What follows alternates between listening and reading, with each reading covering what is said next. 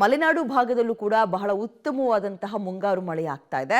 ದಾವಣಗೆರೆ ಮೂಲಕ ಹರಿದು ಹೋಗುವಂತಹ ತುಂಗಭದ್ರಾ ನದಿ ಮೈದುಂಬಿ ಹರಿತಾ ಇದ್ದು, ಹರಿಹರದ ಪಕ್ಕದಲ್ಲೇ ಮೈದುಂಬಿ ಹರಿಯುವ ತುಂಗಭದ್ರಾ ಹರಿಹರ ಹರಪನಹಳ್ಳಿ ಜನರಿಗೆ ಕುಡಿಯುವ ನೀರು ಹಾಗೂ ಕೃಷಿ ಚಟುವಟಿಕೆಗಳಿಗೆ ಆಸರೆ.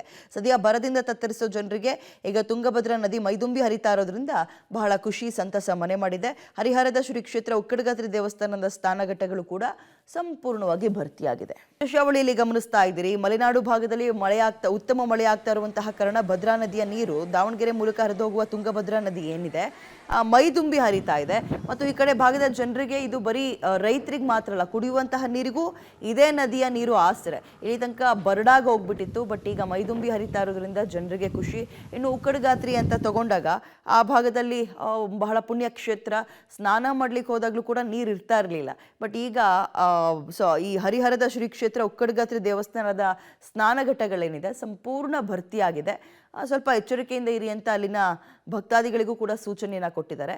ಸೊ ಮಳೆ ಒಂದೇ ಸಮ ಬರ್ತಾ ಇರುವ ಪರಿಣಾಮ ಎಲ್ಲ ಕಡೆ ಎಲ್ಲ ಹಳ್ಳ ಕೊಳ್ಳ ನದಿ ತೊರೆಗಳು ಕೆರೆ ಕಟ್ಟೆಗಳೆಲ್ಲವೂ ಕೂಡ ತುಂಬಿ ಮೈದುಂಬಿ ಹರಿತಾ ಇರುವಂಥದ್ದು ರೈತರಲ್ಲಿ ಒಂದು ರೀತಿಯ ಖುಷಿ ಸಂತಸ ಮನೆ ಮಾಡಿರುವಂಥದ್ದನ್ನು ಗಮನಿಸ್ಬೋದು. ಸದ್ಯ ದಾವಣಗೆರೆಯಲ್ಲಿ ತುಂಗಭದ್ರಾ ಹರಿದು ಹೋಗುವಂತಹ ಚಿತ್ರಣವನ್ನು ಕೂಡ ನೋಡ್ತಾ ಇದ್ರಿ. ಇನ್ನೊಂದು ಕಡೆ ಶ್ರೀ ಕ್ಷೇತ್ರ ಉಕ್ಕಡಗಾತ್ರಿ ಹರಿಹರದಲ್ಲಿರುವಂತಹ ಉಕ್ಕಡಗಾತ್ರಿ ದೇವಸ್ಥಾನದ ಸ್ನಾನಘಟ್ಟಗಳು ಕೂಡ ಹೇಗೆ ಭರ್ತಿಯಾಗಿದೆ ಅನ್ನೋದನ್ನ ಗಮನಿಸ್ತಾ ಇದ್ದೀವಿ. ಮಲೆನಾಡು ಭಾಗದಲ್ಲಿ ನಿರಂತರವಾಗಿ ಮಳೆ ಆಗ್ತಿರುವಂತಹ ಹಿನ್ನೆಲೆಯಲ್ಲಿ ತುಂಗಭದ್ರಾ ನದಿಯ ಸಂಪೂರ್ಣವಾಗಿ ತುಂಬಿ ಹರಿತಾ ಇರುವಂಥದ್ದು ನಾವು ದೃಶ್ಯಗಳು ನೋಡಬಹುದಾಗಿದೆ.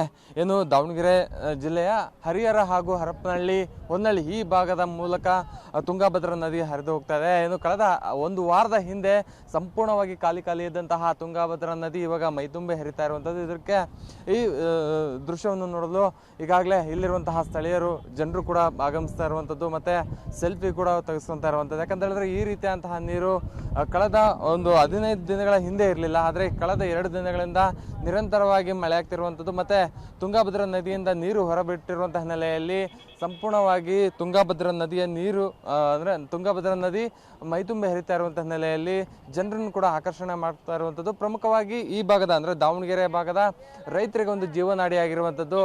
ಏನು 57 ಕೆರೆ ಆಗಿರ್ಬೋದು ಮತ್ತು 47 ಕೆರೆ ಮತ್ತು 26 ಕೆರೆ ಯೋಜನೆ ಆಗಿರ್ಬೋದು ಮತ್ತು ಕುಡಿಯೋದ ಹರಿಹರ ದಾವಣಗೆರೆ ಹರಪನಹಳ್ಳಿ ಈ ಭಾಗದ ಜನರಿಗೆ ಕುಡಿಯೋ ನೀರಿನ ಒಂದು ಜೀವನಾಡಿಯಾಗಿರುವಂತಹ ಹಿನ್ನೆಲೆಯಲ್ಲಿ ಸಾಕಷ್ಟು ಜನರು ಕೂಡ ಸಂತಸವನ್ನು ಕೂಡ ವ್ಯಕ್ತಪಡಿಸ್ತಾ ಇರುವಂಥದ್ದು. ಪ್ರಮುಖವಾಗಿ ದಾವಣಗೆರೆ ಭಾಗದಲ್ಲಿ ಮಳೆ ಇಲ್ಲ ಅಂದರೂ ಕೂಡ ಮಲೆನಾಡು ಭಾಗದಲ್ಲಿ ಮಳೆ ಆಗ್ತಿರುವಂತಹ ಹಿನ್ನೆಲೆಯಲ್ಲಿ ಏನು ತುಂಗಭದ್ರಾ ನದಿಯ ನೀರು ಸಂಪೂರ್ಣವಾಗಿ ಭರ್ತಿಯಾಗಿರುವಂಥದ್ದು. ಇದರಿಂದಾಗಿ ಹೊರಬಿಟ್ಟಂತಹ ನೀರು ಈ ಮೂಲಕ ಅಂದರೆ ದಾವಣಗೆರೆ ಮೂಲಕನೇ ಟಿ ಬಿ ಡ್ಯಾಮ್ ಹೊಸಪೇಟೆ ಬಳಿ ಇರುವಂತಹ ಟಿ ಬಿ ಡ್ಯಾಮ್ಗೆ ಹೋಗಿ ಅಲ್ಲಿ ಶೇಖರಣೆ ಆಗುತ್ತೆ.